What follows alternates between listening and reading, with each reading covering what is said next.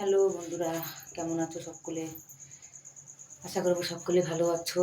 তো দেখো আমার কাজ এখন এই মাশরুমগুলো দেখেছো তো এগুলোকে লবণ দিয়ে ঘষে ঘষে এই গামলাটার ভিতরে রাখবো। আজকে মাশরুম লবণ দিয়ে ঘষবো কি করে হাতে দেখো, কালকে টুসকা লেগেছে। কালকে দরজার খিল দিতে গিয়ে 2-3 জায়গা আমার কেটে গেছে, মানে টুসকা পড়ে গেছে হাতে।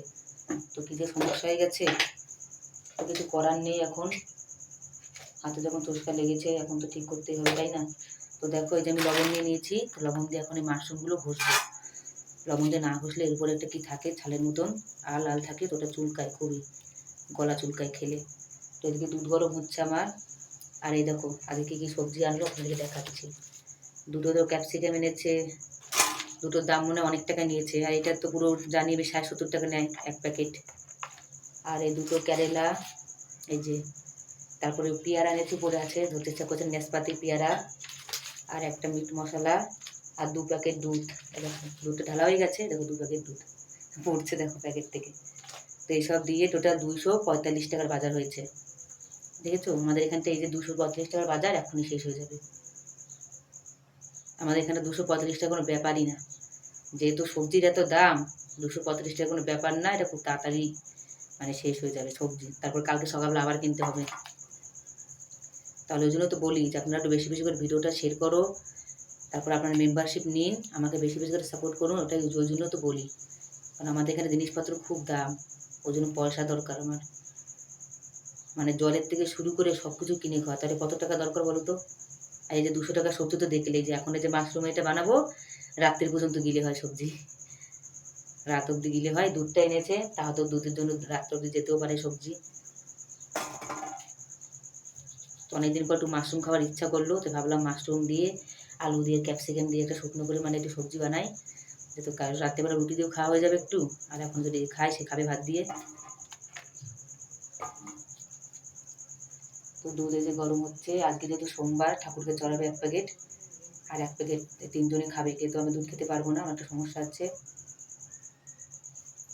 তারপরে আবার একটা মুড়ি নিয়ে এসছে, ওটা দাম মনে হয় 50 টাকা না 60 টাকা নেয় আধা কেজি। মুড়িটা ওই যে আছে উপরে রয়েছে।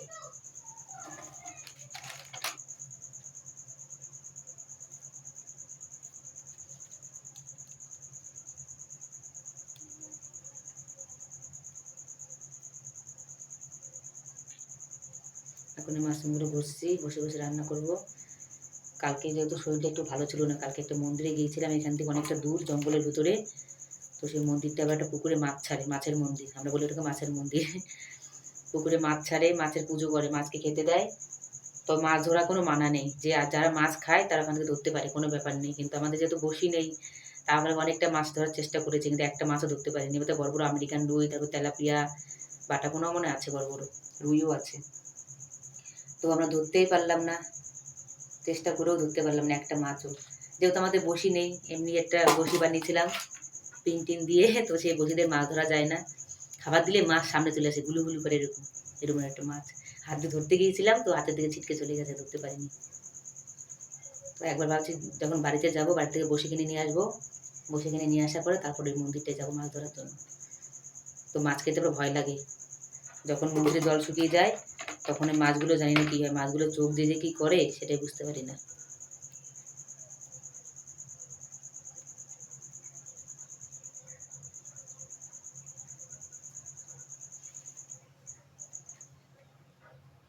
দেখো, তো ভিডিওটা কেমন লাগলো, বেশি বড় করব না, বড় করে আর আপনারা দেখতে চাবেন না ভিডিও। তো কেমন লাগলো আমাকে অবশ্যই লাইক কমেন্ট করে জানাবে। আর সকলে ভালো থাকবেন, সুস্থ থাকবেন। টাটা।